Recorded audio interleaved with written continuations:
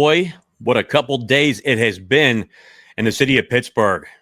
Pittsburgh Steelers fans complaining about the surface of Acrisure Stadium, not knowing that the Steelers and Pitt deserve to both be there. Why the Steelers needed the University of Pittsburgh.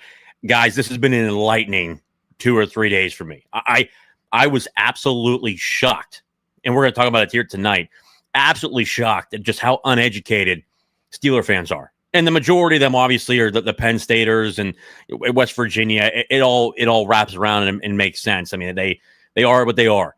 But I was absolutely shocked to see that the majority of people don't know that the Steelers needed Pitt to get Heinz Field. And we're going to pull it up here tonight to show some evidence. And I know Penn Staters did not like me posting a lot of information, but more importantly, evidence that provides my claim that is a fact. But also, too, reporters even responding to my tweet this afternoon, even agreeing with me, saying that private funding and public funding, private funding from the Steelers and public funding came because Pitt got involved with the Pittsburgh Steelers. We'll go over that here tonight. We'll also go over, do I think that will the Pitt Panthers ever have their own place? I think they will. The question is it on campus or off campus? I think that's still up for debate. But I think as we go on and get closer to 2031, it will be shown that Pitt will have their own place to play. But we'll talk about that here tonight. Obviously, in the comment section, I got to give credit to Byron Fleck. He changes his name on YouTube every single time. He's now Pitt Forever, always putting in some crazy stuff.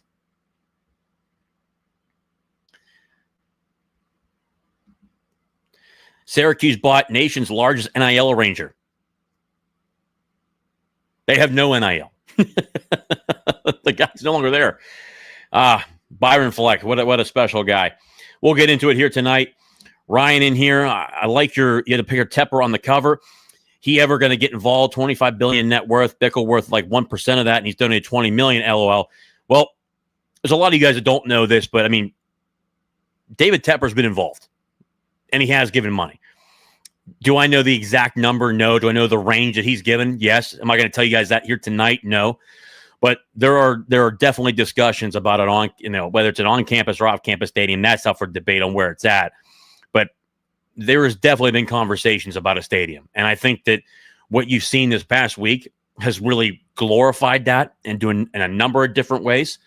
I think that conversation has been massive. I was told by a serious, very heavy-hitting donor that the University of Pittsburgh views a stadium of their own, whether it's on campus or off campus, is not a want, but a necessity. I thought that was pretty interesting when I got told that.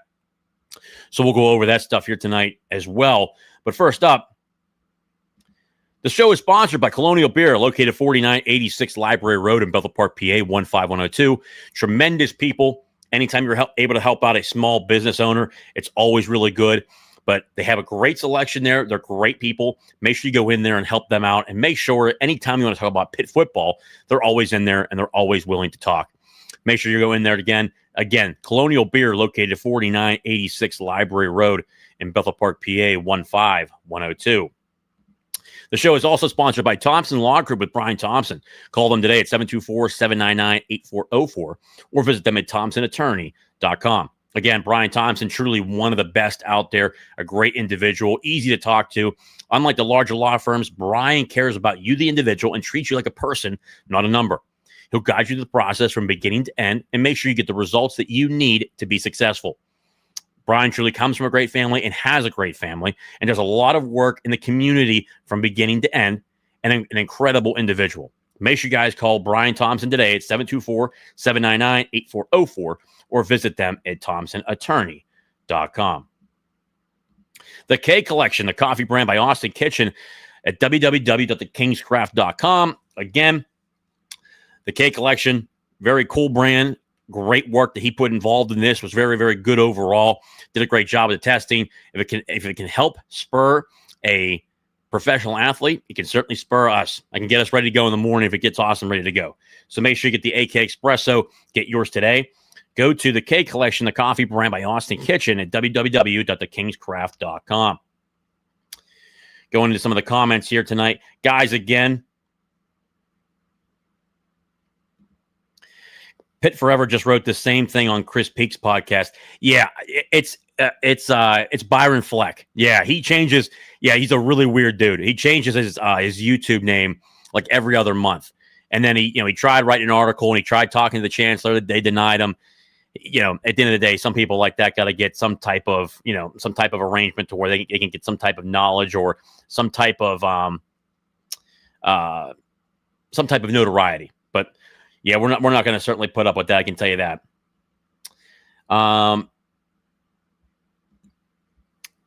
Blair Park prime location. Don't know where that's at. Love the podcast. Thanks for doing this, JJ. Always love talking Pitt football. Hail to Pitt. Thank you, sir. Matthew Good. Always good to have you in here, brother.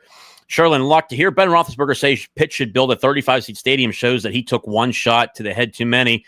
We are not Akron or Toledo if you want to be big-time football program. I mean, at the end of the day, yeah. At the end of the day, Roethlisberger is not the most intelligent guy in the world to begin with. Obviously, he's notoriously known as a little bit of a weird dude to begin with.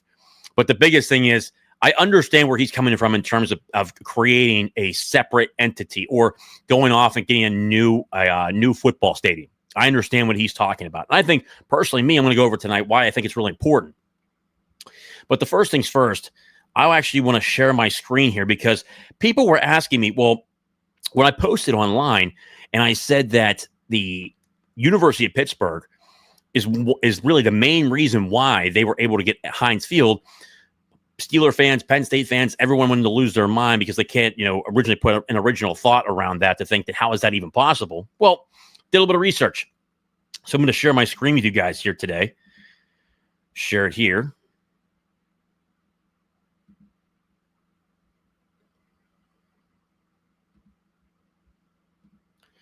So I wanted to put this up on the screen here. Obviously did research. AI has become such a great factor for us in a number of different areas. That's for sure. There we go. So able to look this up. Obviously has the articles in there. But here, I asked AI, was Pitt a main factor, and show the articles. Was Pitt the main factor of why they were able to get Heinz Field? It says here, yes, the Pittsburgh Steelers and the University of Pittsburgh needed to collaborate to build Heinz Field, now Acrisure Stadium. Because it was conceived as a shared multi-team stadium funded by a joint public and private effort, public funding was contingent. Public funding was contingent on the stadium serving both the NFL team and the college team. The agreement for them to be co-tenants was a condition for construction. It needed to happen for the construction to happen. They needed two tenants. And both entities contributed financially to the project. Wow. Both entities. So that even slaps every Steeler fan that said that Pitt didn't have anything to do with it. On top of that, they didn't put any money towards it. Entities contributed financially to the project. Joint funding, public funds from the Allegheny Regional Asset District and the city were allocated for Heinz Field, with a portion of the deal being that both the Steelers and the Pitt Panthers would play there. Shared lease. Let's go through here. Shared lease. Both the Steelers and Pitt entered into a joint lease agreement with the Sports and Exhibition Authority of Pittsburgh and Allegheny County to operate the stadium. Co-tenancy. The stadium was designed from the ground up to be shared facility with the groundbreaking ceremony co-hosted by both the Steelers and Pitt in 1999. Financial contribution. The Steelers contributed private funding toward the stadium's construction. But the public funding was essential to the project's overall viability and was tied to the co-tenancy agreement. So what that means is they needed Pitt to get on board to make sure they were able to get the funding. That's what that means. And also, too, if you're not also following Alan Saunders actually also talked about it. Penn State fans were not happy. The Steelers tried to get public funding just with them at the stadium, but they were denied. On top of that, the vote clearly showed they were not going to be able to get the public funding unless they had Pitt involved in it. And it was a multi-use stadium. First super chat of the night. Again, if you guys have not done so, to get your question up on the screen ahead of everybody else, obviously there's going to be a lot of comments in here tonight. Post a super chat up top and make sure also you subscribe down below and hit the like button. A Pitt football stadium above the Pete would have an amazing views of downtown Cathedral. Never look back and put all that nonsense to rest. Yeah, Brian, I completely agree. And again, whether it's even for me, I don't even care if it's on campus. I just think that they need to have their own place and just really cut off all of this stuff with the Pittsburgh Steelers. I think that the Steelers are in a bunch of turmoil as it is. They're trying to find a way to get funding, for a new stadium. The numbers being thrown around right now has evidenced about $800 million for renovations to the new, to the current stadium that they have here right now, or asking to build a whole new stadium on top of that. So they're going through a bunch of stuff right now, which is pretty crazy. I mean, they have a lot of stuff to work on, but also too, at the end of the day, I just think the Acrisure Stadium is too big. I think in a perfect world, for Pitt, it should be between, 44 to 50,000 seats. That's kind of where I have it. And it was 44 to 50,000 seats plus standing room only. You can get up to 55,000 seats, 55,000 in capacity at the football stadium as well. I just think it's important. I think to be, and to a lot of points, I think that it's truly imperative for Pitt to have their own place, especially as we go forward in the college football world and when it comes to conference realignment, future of college football. I think that stuff is so really important. I think it's really, that's for me personally, I think that's truly important. They have to have their own place.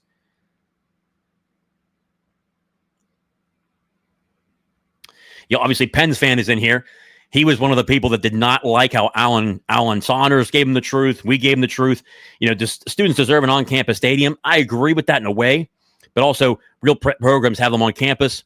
In a way, yes, but also too, there's only so many certain areas you can put that on. Okay, we're not in Happy Valley where there's nothing out there. We're not in Morgantown, West Virginia, where there's just open land everywhere. Oakland is way developed. Is a lot more developed than what it was. Obviously, it can certainly take a lot more traffic. It can certainly do that plenty of times. But the whole point is that the truth is, the proof's in the pudding.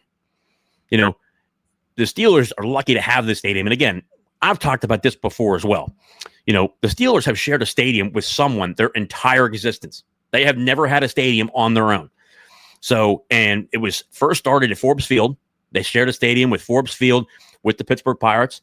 Then they fell apart, one out of that. So they went over to Pitt Stadium, shared a stadium with Pitt for about roughly 7-8 years. And then after that, went to Three River Stadium to share that one with the Pirates again. And then here we are from 2000 to now currently present. They're sharing a stadium with the Pitt Panthers. Those are just the facts. But to Brian Thompson's point, yeah, I completely agree. I mean, for me personally, I think they really do need their own place. I think that the majority of college football stadiums, when you look around the Big Ten, the ACC, the Big Ten, the ACC, the Big 12, even look at some of the, I wouldn't say a lot of them, but like some of the SEC stadiums, there's a number. Obviously, Northwestern's building a 35,000 seat stadium. Theirs is going to be on campus, I believe, or towards or close to their campus, a little bit more farther off from where their current stadium's at. 35,000 seats, a little bit too small for Pitt, but they did a great job of how they built it to where it's able to hold in a bunch of sound, and they're going to have plenty of suites there, plenty of suites. I think that's really the big thing for them is they're going to have a lot of open space there to where they're able to bring in and be able to do a bunch of fundraising. It's been talked about how it's really going to be a really great addition for Northwestern. And Northwestern spent $800 million on this new stadium. It's supposed to open up next fall of 2026 for the new season. So Northwestern's going to have a new stadium here coming up here next season. Do you think they still practice next to the Steelers? Yes. The Southside facility is not going to go anywhere. If anything, I think that Pitt can actually take that over. I think there's more and more talk about potentially the Steelers, making their own facility, but then again, that costs more money too. The Rooneys, call it what it is. Everybody knows the real truth behind the Rooneys. They're extremely cheap, very, very cheap at anything that they do. Nothing's really over the top or how much they spend it on. They certainly don't have that. But I think that the biggest thing that you look at when you look at the Steelers facility, they really don't make any upgrades over there. And when you look at, if you walk through the Pitt side and you walk through the Steelers side, it's like two different worlds. Pitt has put in over tens of 20s, of 30s, 40, 50, $60 million into their side of the facility. And especially to this past year, they put another whole brand new locker room in there. roughly about 15 to $20 million just in the locker room of the players. Overall, the whole entire facility on their side, they put well over $100 million to upgrade their side of the facility. The Steelers don't. And that's why the players come back and absolutely just completely just crush the Steelers in any type of survey that they get back from the players. And it's just the players absolutely crush the Steelers every single time. I mean, heck, the Steelers, they don't even give the guys daycare during the football games. I mean, that was kind of like pretty crazy to me. They don't give any daycare to any of the players. I mean, that's pretty notorious around the league for every single football team. Heck, till this year, they didn't even have a sauna in the facility. I mean, that's absolutely ridiculous. Relocate the VA hospital and build it there. Do like Notre Dame having parking off-site and bus people to the stadium from the lots. Derek, this is a great one too. Busing people to the lots if they have to, or walking, or whether the city of Pittsburgh does some type of rail system to Oakland, something like that. That makes sense. Or even, I mean, for me, it doesn't even have to be on the actual campus. I mean, that's not a big thing for me. At the same time, though, I mean, how cool would it be to go to Oakland to watch a football game?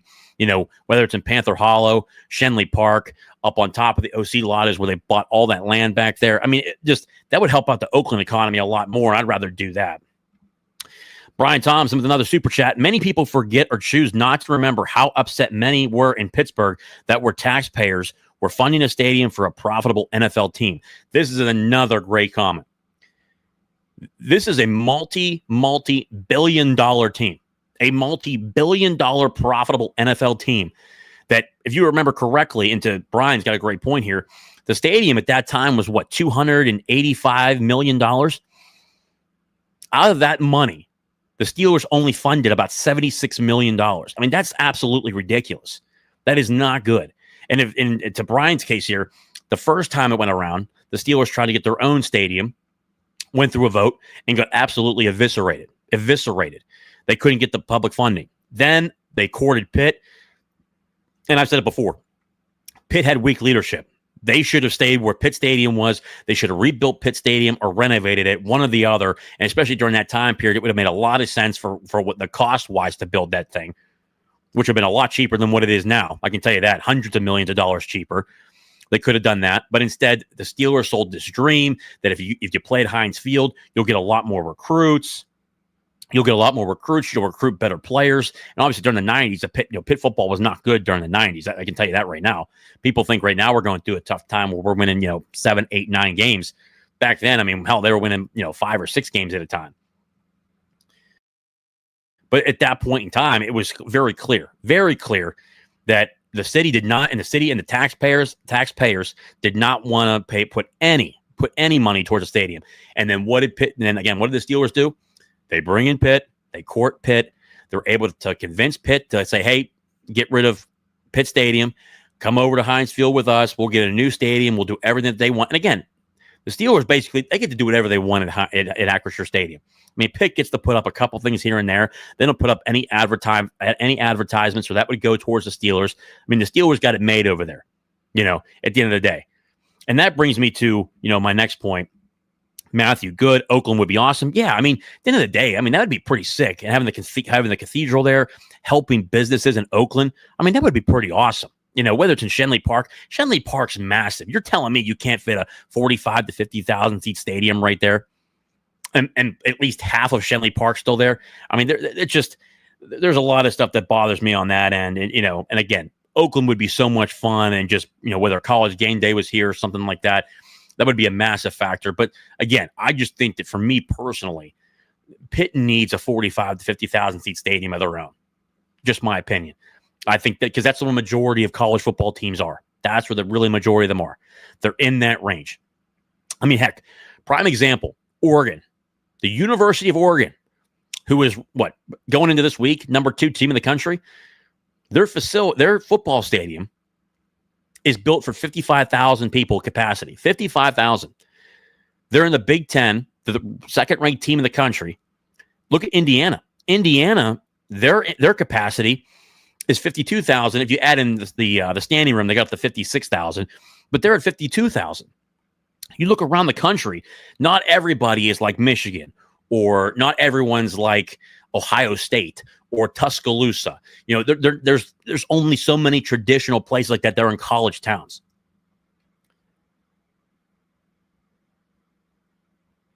To a point here, isn't Shenley Park protected by green space? Would be a great spot, but I don't think it's an option.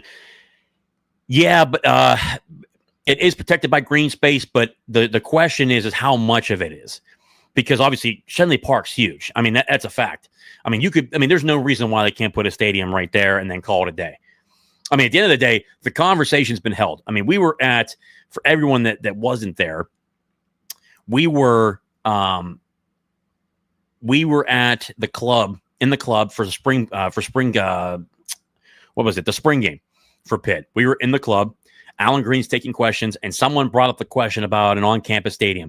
He didn't even turn it down. He just flat out said, yeah, it takes time. Everything's going through the process right now. Obviously, the reports came out. If you guys did not see, Heather Like, I think, paid $300,000 for an actual concept of a Pitt stadium.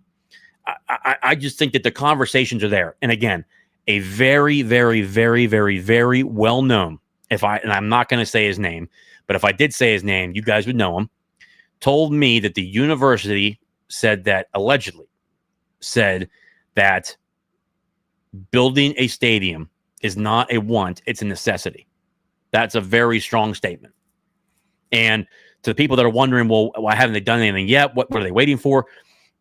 Their first job right now is to get Victory Heights done. I mean, that's the first thing to get done. That's a whole facility where Pitt is going to utilize that for a number of different things. They're going to utilize that for the WPIAL stuff, the high school sports, other colleges, smaller colleges that would probably come to Pitt and use their facilities.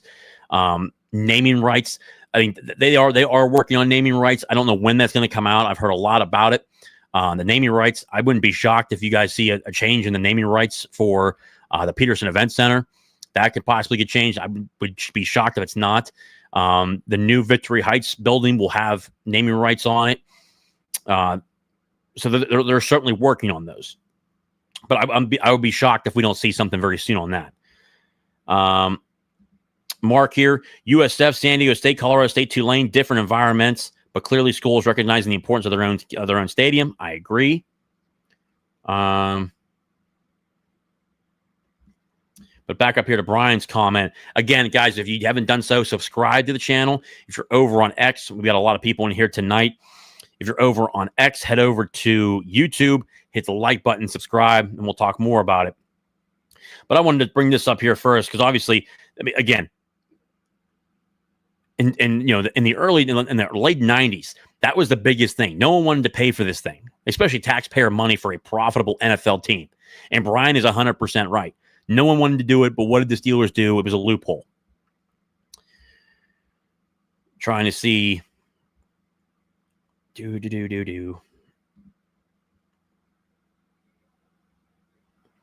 But yeah, obviously here, yes, the University of Pittsburgh Steelers needed to collaborate to build Heinz Field because it was conceived as a shared facility, multi-team facility by a joint public-private.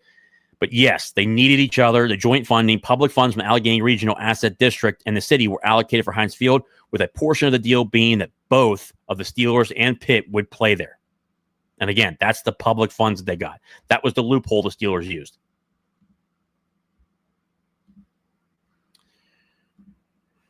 Also, another thing brings me before I get more into the on-campus stadium talk. When you actually look at the actual grounds crew, okay, how it kills me because Pitt's getting blamed because half the fan base is Penn State people or West Virginia people. Last time I checked, how many years has this been going on? Well before anything with Pitt. The Roonies were always cheap in terms of the surface they were choosing. They went to grass. It's gotten better. It has gotten better over the years. If you remember, I want to say, was it 10, 15 years ago when the rain game happened with James Harrison, where they punted the ball directly up in the air and it came right down and got stuck right in the ground? I mean, it's always been cheap. It has always been cheap with whatever they use there. Also, other teams, the Miami Hurricanes and the Miami Dolphins play on the same field. They play on a grass field. It rains every day in Florida. How come there are never problems there? There's never any dysfunction between those two teams. And I've been down there. I've watched the game there. I've been there for a Miami Dolphins game, and I've been there for a Miami game. They don't have any problems with it. None. And for how much it rains there. Then you have Tampa, the USF Bulls, and the Tampa Bay Buccaneers. They never have problems there. Why? Because the surface that they're providing on there and they're actually paying for is worth it. Also, how come the Philadelphia Eagles don't have a problem with the Temple Owls? Okay. Again, I agree 110% that Pitt should have their own place, especially in the world of college football and for where we are going. But to blame Pitt for this when the actual surface is absolutely dog shit, and that's on the grounds crew. It's not on Pitt. It's not on anybody else. It's not on the players of the Pittsburgh Steelers. It has always been that way. It is the grounds crew, and it is morally the Rooneys. That is who it's for. Even Pat Narduzzi said this week in his press conference, he said, even early in the season, he even said, this stuff is dry. We didn't have a lot of rain. Didn't have a lot of rain for the majority of, August and September. It was dry. But at the end of the day, that's not Pitt's problem. That's not the Steelers players' problem. That's the Rooneys and the grounds crew. And the minute you guys saw that all happen, they changed it immediately. That is the major, major dysfunction of the Pittsburgh Steelers, and it's ownership. It is cheap ownership is what it is. More comments coming in here.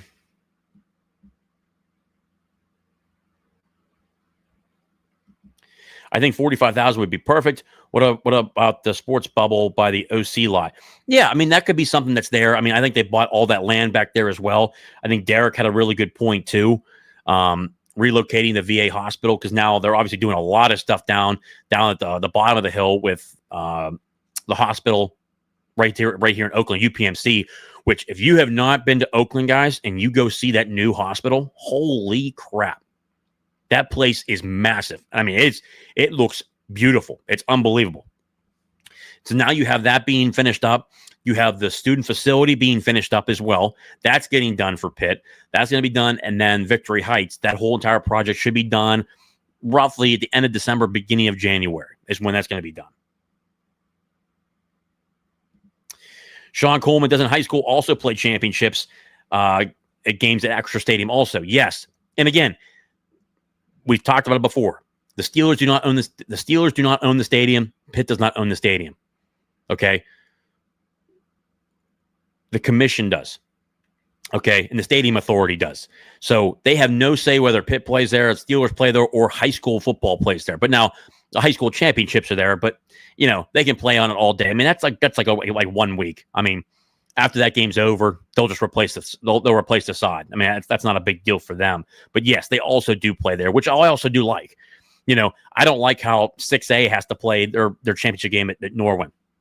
If anything, I think if they can't play at Acrisure, they should play Highmark Stadium, at least downtown, where there's just a different type of venue. You know what I mean? Something different.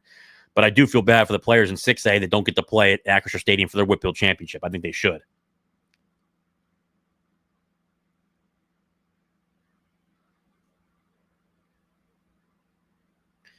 Let's see here. You could go on Google Earth and good overlook of Oakland. I agree.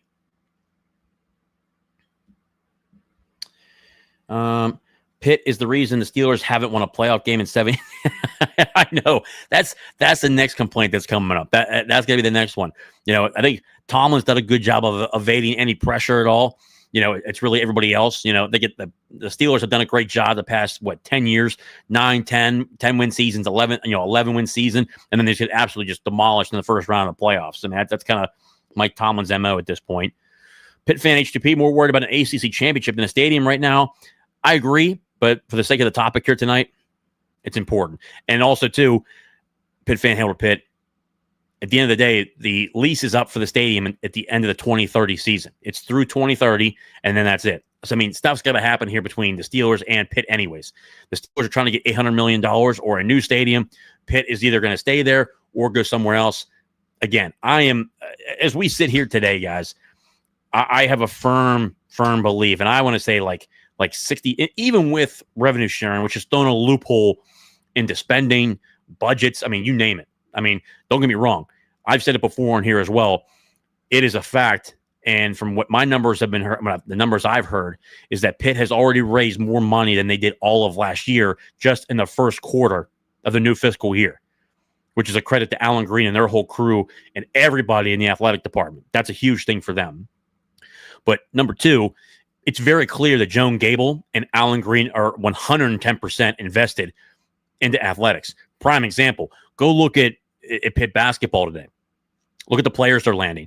I got news for you guys. They're not coming here because they're coming here for free. They're getting paid. They also like Jeff Capel, Jay Kuntz, the new general manager for Pitt basketball. Guys, that's a name you want to know really too. He is going to be a superstar for Pitt. I was absolutely shocked that West Virginia did not retain him. He's going to be great for Pitt basketball. And I will say this. I cover football on here because I love talking football. That's more my knowledge. Basketball is not. Pitt basketball is going to be pretty damn good next year. And he is going to be one of the main reasons why. He is acquiring talent, and he's finding talent, and they're paying talent. And the same thing goes for Pitt. I mean, they were in the range of $14 to $15 million for this roster this year. They're forking up money. I mean, that is a fact. When you're allegedly using $14 million for football, and then how much it is, I don't know how much for basketball, but they're bringing in the talent they are, 4-star, 5-star guys. They're paying guys. They're not coming here for free. I got news for you. Let me see here. Going through there, we're gonna make sure I don't miss any super chats here. The head groundkeeper is a knitter. That sounds like a problem to me. That is pretty good. I did see that tweet today. That was pretty hilarious. Yeah, typical. Penn State are messing something up, which is pretty hilarious. Speedy Tortoise, will the Steelers and Pitt still share a practice facility? Yeah. I mean, that's not going to change anywhere on the South Side. The only way that would ever change is if the Steelers move out, which has been a topic. I mean, we've heard plenty of stuff between the Steelers moving to the North Hills, whether it's Wexford or Cranberry, to build a whole new practice facility out there. If you guys know, Dave Morehouse was very much involved with the Pittsburgh Penguins, was the CEO of the Penguins, involved in all of their new arena stuff. That's how really he was in charge of the whole development of the arena. He now works for the Pittsburgh Steelers. There's going to be a movement there. I wouldn't be shocked if they ended up moving from the South Side, but if they do move, Pitt's going to stay there and take over the whole facility. I mean, that's kind of how that would work. But I think in the next 5 to 10 years, I just don't see them moving. I think right now, their first priority right now is to get the stadium done, because the lease ends technically in like February of 2031, but it's only through the last season for football for either team is 2030. So that's coming up pretty quickly.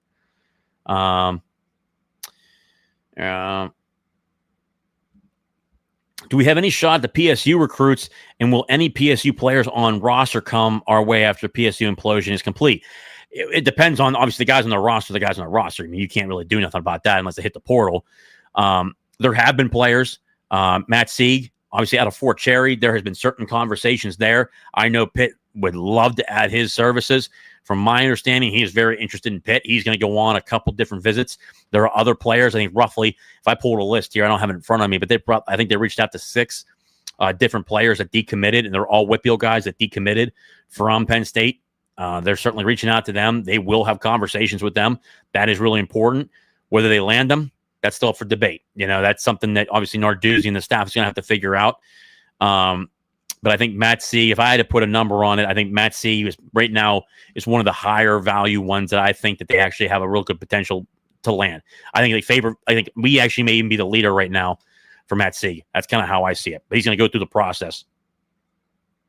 Speedy Tortoise, the portal open for PSU. Surprised we haven't heard anyone entering it yet. It did not open yet. I think it opens up next week, if I'm not mistaken. You'll probably hear players enter, but even if they do enter, you technically can't enter the portal till January 2nd. So it's not like that player can enter the portal and then go play somewhere else later this season. You can't do that. So it doesn't matter. If they do, we'll find out what players are leaving the team, but also too, we'll find out, January 2nd, who those guys are, or even like after the season at that point, depending upon who Penn State hires, which I think right now, if I had to put my money on it, I think that if they were going to hire a coach, my top 3 for them, which I think is a downgrade except for one, I think Matt Rule is the leader in that group because he is a Penn State alum. He is best friends with Pat Kraft. There's a clear evidence of, it is Matt Rule's dream job. I mean, call a spade a spade. Now, the reality of the situation is I think Matt Rule is a much nicer individual than James Franklin. I think he certainly, is a great guy. Anybody I've ever talked to about Matt Rule, they said he's a great human being. But when you look at his numbers against the top 25, he's 2-23. I mean, that's absolutely pathetic. I mean, you're pretty much, you fired a guy for $50 million to basically hire a 2.0 guy or a guy that won't recruit as well as James Franklin. I just don't know what Penn State was thinking there if they hire him. Eli Drinkowitz, one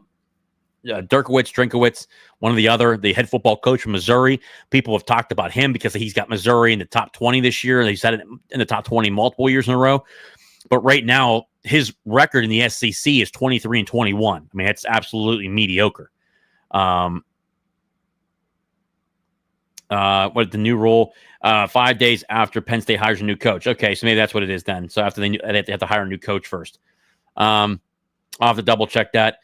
But Eli Drinkowitz is a guy out of Missouri, head football coach. He's 23-21 in the SEC. So your first two options right there are not better than James Franklin. So you just fired a guy for not winning enough, but you're going to get two guys and won't be able to win enough. Matt Rule 2-23 in top 25. Eli Drinkowitz is 23-21 currently in the SEC. And then last but not least, I think the best of the three, I think Matt Campbell out of Iowa State would actually be a really good hire there. Do they want to hire a guy out of Iowa State? I think that the ego and the political stuff at Penn State will get in the way of that. So I don't think they'll hire Matt Campbell. And from my understanding from people in the networks and in the know in the coaching world who I talk to, Matt Campbell apparently wants the Michigan job. That's the one he's really starting to line up and trying to get after if they move on from Moore as a head football coach in Michigan. Edward Washington. Why is everyone downplaying building the stadium in Shenley Park? Shaking my head. Well, Edward, I don't think anybody's playing it down. I think we've actually talked about it here tonight on multiple occasions. It's the green space stuff and the environmentals. Do I agree with everything that they're saying there? I don't. I really don't agree with it from a number of different angles. I think that there's plenty of Shenley Park that would be left. It would be a great place to put the Pitt Stadium, wherever they put the naming rights on it. That's just my opinion. And I think that at the end of the day, guys, again, as we sit here today, you're probably not going to hear anything towards the middle or the end of 2026 or right at the beginning of 2027. But I am in firm belief that with everything happening in college athletics, when a major donor tells me that, the University of Pittsburgh sees this as not as a want, but as a necessity. I thought that was a very clear item. The university sees this as not as a want, but as a necessity. And I would imagine that the majority of it, if not all of it, would be privately funded. I mean, at the end of the day, Northwestern's a small school. They just paid $800 million for a new stadium. You just have to have it. And I think that would only benefit Pitt because it would be their own place. Not have to worry about anybody else telling them what to do, what they can do in the stadium. You can have all the branding in the world you want. You can have concerts at this stadium. You can do all kinds of stuff with new revenue, advertising. I mean, for NIL alone, you could have at least, millions of dollars being generated from a stadium. The Knitters would love the fact that Matt Campbell played at Pitt. Oh my God, that would be hilarious. I know. Stephen Keel, they both never had the money Penn State got, so you're not going to win. Penn State's got all the money right now. They can't win a top 10 game. They lose every time. I mean, heck, they lost to UCLA. They lost to Northwestern. I mean, it doesn't matter. Also, too, like Kurt Signetti, that was another thing too. The people calling for Kurt Signetti to leave Indiana to go to Penn State. Indiana's got just as much, if not more, than Penn State. They're certainly putting all kinds of money in. Mark Cuban came out today saying how many millions of dollars, tens of millions of dollars that he's donated there on top of the other donors that are there. Kurt Signetti's even talked about it, how he's gotten all the needs that he's gotten through there. I mean, that's the fact. But also, too, why? And one of the other things that was really brought up today that I completely agree with. Kurt Signetti's in a place where he can become a legend at Indiana because of what they're doing there. But why would you leave there to go to Penn State to not win a national championship and then get 11-win seasons and then get fired? I don't think that Penn State really thought it through. And again, I know Pat Kraft did it because he said he wanted to sleep on it till Sunday, but then he's like, no, I felt like it was the right thing to do. So you made an emotional firing. When you are, when you're an athletic director, especially right now in college athletics, and you make an emotional decision like that, that's horrific leadership. You don't make emotional decisions like that where you're just completely toasting $56 million. Now, if James Franklin gets a job where it's either, he gets a new job for a new contract, and if it's at least $8 million, they'll pay the difference. They'll pay the difference of what's everything that's left over. So it could certainly really drop down, but you're putting a lot on there. And I think that James Franklin may not take a job just to stick it to Penn State. So that's another thing. Will the Pete ever get naming rights? Andrew, I think it will. From everything I've been hearing, there's going to be something coming. They're certainly working on that. That has been a conversation in the athletic department. I would think it does. We went down a rabbit hole there. I don't see any more super chats. But to my point, guys, the absolute BS that we're seeing right now from the Pittsburgh media and people calling it Pitt, it is not because Pitt plays on this football field. As I've shown you here, Miami and the Dolphins, the Hurricanes and the Dolphins do not have an issue. Philly and Temple do not have an issue. USF and the Tampa Bay Buccaneers do not have an issue. I mean, at the end of the day, they're paying for better. They're paying for better surfaces, and guess what? They're all on grass. They're all on grass. It was a bad job by the grounds crew, and also at the end of the day, it's leadership where it starts, and that's on the Rooneys. It's the Rooneys being cheap, and if we really want to put it there, as I've said it before, it has been a cross from staple to staple. The playing surface at Acrisure Stadium, or even Heinz Field when it opened, has been absolutely trash. I mean, multiple other teams have called it a hay pasture.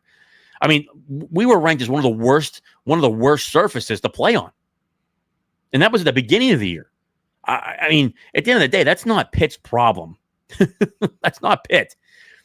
Every other one of those places I just named, and there's plenty more to go. I still have a whole nother list here. If they never have problems, then why are we having problems? And again, I understand the majority of people within the facilities and people in the media, and I've said it before, 93% of the fan trying to dunk on Pitt whenever they can has been ridiculous. It is not Pitt's problem. It is the grounds crew, but most of all, it is the Rooneys. It is that simple. The playing surface there is absolutely horrid and always has been. And the players have said that from the beginning, too. Now, they have upgraded over the years because the Rooneys have been pressured. But just guess what? In this moment, on last Sunday, it wasn't taken care of. It's that simple. Another super chat here. Go down here. John Waffle. Ben clearly took a shot at Pitt to cave to PSU and WVU fans. It's not even just that, but I mean, he's just so not in the know. Obviously he played at Miami of Ohio. I'm not sure really he should ever talk about, attendance and whatnot. Again, I completely agree that Pitt needs their own place because it would only help them. I also, too, at the end of the day, call a spade too. If Pitt won more, you get more people in there.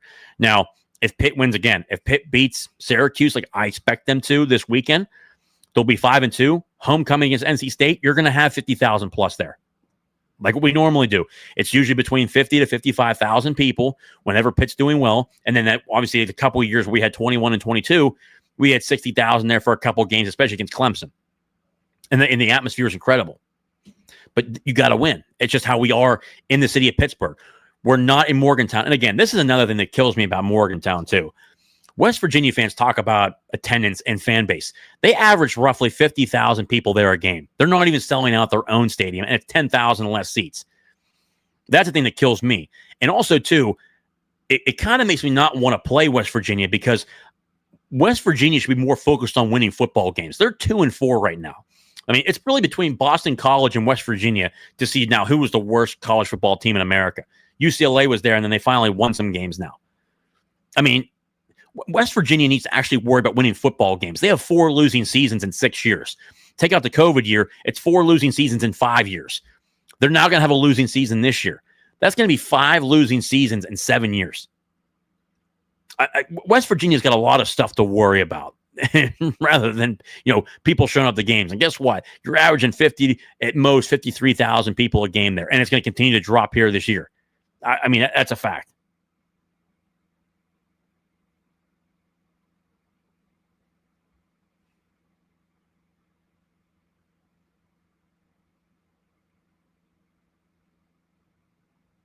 Because, Dub Smith, it's in the contract.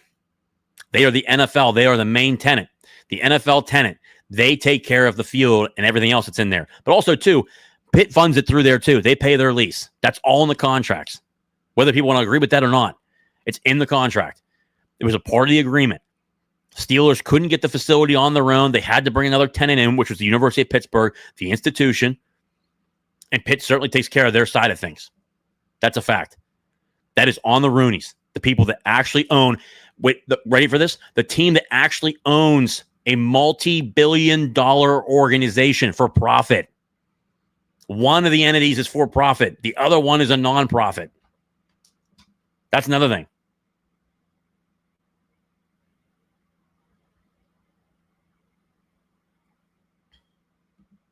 John Waffle again. Mountaineer Paul is a clown.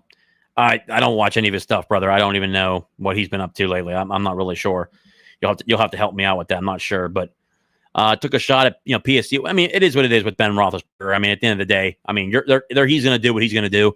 He supports obviously Pitt volleyball a lot because I guess one of his kids, I guess his daughter plays volleyball, whatever, and he's trying to make sure he should get a scholarship or something. Hey, you do what you got to do. But at the end of the day, I do agree that Pitt needs their own place. But also, too, if the Steelers want their own place, they're more than welcome to pay for their own stadium. A lot like what the Cleveland Browns are doing. The majority of their stadium, they provided it yesterday, the majority of their stadium is paid with private funding from Jimmy Haslam. And then they have a little bit of public funding. It's a mutual agreement, but at least the Cleveland Browns are paying more out of their pockets.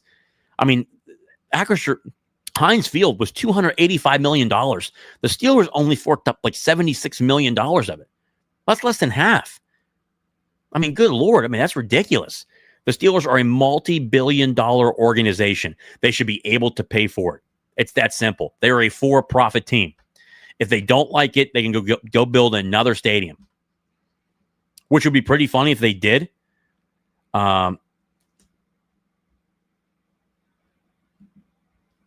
First time listening to a live. Thank you, sir. Appreciate it. Dub Smith. It doesn't matter. The Steelers are more important, whether you like it or not. We get it. We're not in West Virginia where everyone hangs out on a Saturday night at the local Walmart. We're not in West Virginia. There's nothing else to do there. We get that. But guess what? Your Pittsburgh Steelers signed an agreement that they needed us, and they begged us. They begged us. They begged the University of Pittsburgh because they wanted a new stadium. So you may not like it, but the reality is no one gives a shit. That's the agreement. And the Steelers wanted it. And trust me, I've said it numerous of times. There's a number of different things I don't agree with Pitt. I don't want to be in this stadium. And at the end of the day, I love playing there because obviously it's one of the better venues in college football, not in the NFL. We're lucky, again, the facilities that are there, everything that we put forward towards that, especially to the ground-up construction, we did add in funds as well financially. But at the end of the day, it is a nice facility for college. But at the same time, there's a lot of different negatives to it as well. And I think that, again, when 2031 rolls around, Pitt will be in their own place because I think that these two organizations are ready to go separate ways.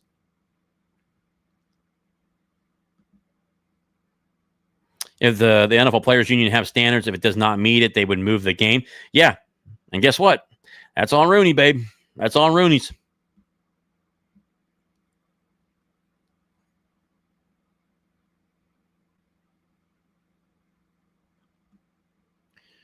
Looking at some of the other comments here.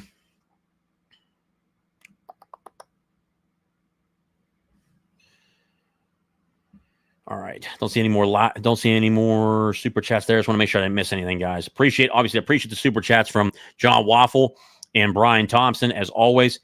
Yeah, but guys, I had to jump on here this evening, obviously, to talk about it because that was absolutely wild to me these past couple of days.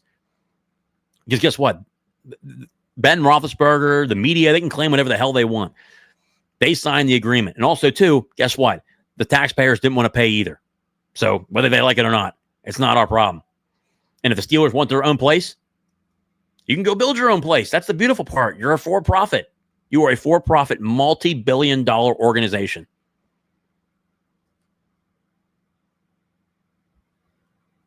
Yeah, Dub Smith, it's in the contract, buddy. I know you don't know what contracts are. I get that. Trust me. That's a West Virginia thing. Speaking of stadiums, your athletic director at West Virginia said it's an existential crisis at Milan Puskar Stadium. That's how much of a dump it is. So I don't know if you should be talking about stadiums right now. And again, of course, a West Virginia person liking the Steelers because there's nothing in West Virginia. Go figure. Well, guys, thank you for tuning in. I don't see any more super chats in here. Also, too, I think Mountaineer Paul got in trouble for he was DMing a recruit or something and got in trouble because one recruit didn't go to West Virginia or something. That's pretty crazy to think about. Yep, Sterling just checked Forbes' list of NFL values. Cowboys at number 1 at $13 billion. Steelers number 17 at $6.5 billion. Bengals number 32 at $5.25. It's funny how it works. I'm kind of shocked the Steelers are down that low. It kind of just tells you, again, the cheapness of it. Still a multi-billion-dollar facility. Exmorse 97, only possible location I can see the stadium would be Hazelwood Green. I mean, they've done all their due diligence in terms of looking to see where they could put it at. The feasibility studies, they've done all the feasibility studies. I mean, there's been numerous people that have said it's in the 10-year plan. Regardless, by 2031, they're going to be playing in their own facility. I mean, it's kind of what it is at this point, which again, I've said before, they need to. It's that simple.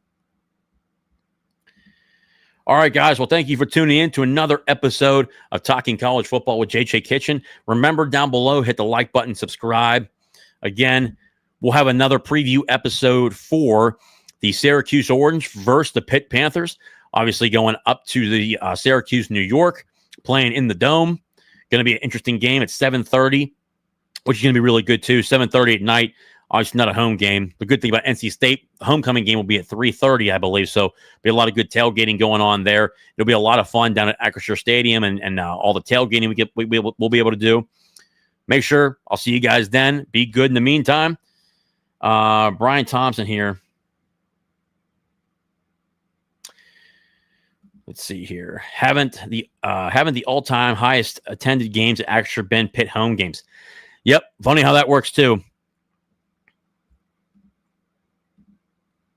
The Steelers fans better get ready for a bad field on October 26th and 27th when the Pitt plays NC State and Steelers play Green Bay. Yes and no, because let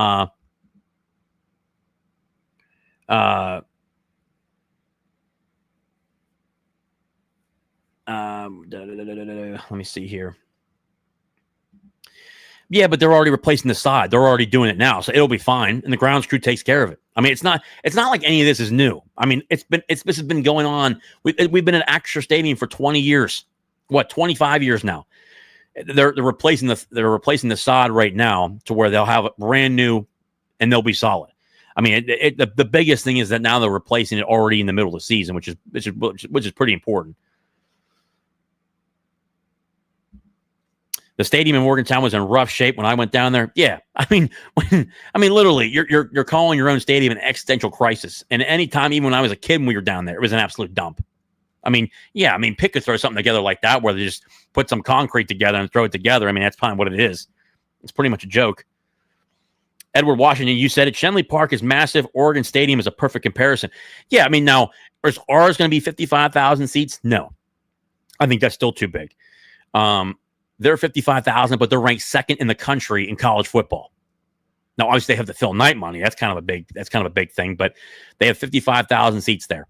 Indiana right now, second in the country, or first, I think first in the country. Their stadium holds 52,000. TCU 45,000. Houston 40,000. Northwestern 35,000. University of Maryland 42,000. Who else is up there? Stanford 50,000. Trying to think who else is up there. UNC 53,000. North Carolina is at 53,000. They're actually minimizing. They're taking more seats out. Who else is up there? Baylor 45,000. I mean, that's kind of where the sweet spot is, really between University of Cincinnati is 37,000. the sweet spots between like 40,000 to 50,000. That's kind of where where the majority of schools are. Where your larger schools, your blue bloods, are in the 100,000s. You know what I mean? That's kind of where you are at that point. Thanks, JJ. Awesome as always. Hail to Pitt. Sherlin, thank you. You may have said it and missed it. What would it cost for Pitt to build? I mean, brother, when you're looking at Oakland, if Northwestern had to build a 35,000, now theirs is 35,000, but with a lot of suites. That's the difference.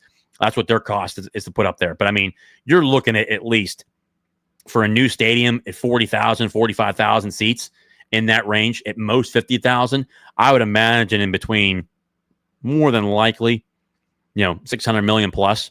I mean, if I don't know, I guess because they're looking for 800 million to do a renovation in Acrisure. So I would say probably I'll adjust it, probably 500 million to 700 million in that range. I mean, it's for what you're looking at. Probably also too, if you have to remove items, for instance, if it's buildings or anything else, you could go up even before, go up higher than that. So it could be up to worth like $800 million. But obviously, major donors. There's a lot of people involved in that kind of stuff going on behind the scenes, plus the university being involved. I would imagine, though, if they really wanted to, for what they're doing behind the scenes, a lot of private funding, the majority of it, 90% of it, if not all of it, would be private funding, in my personal opinion.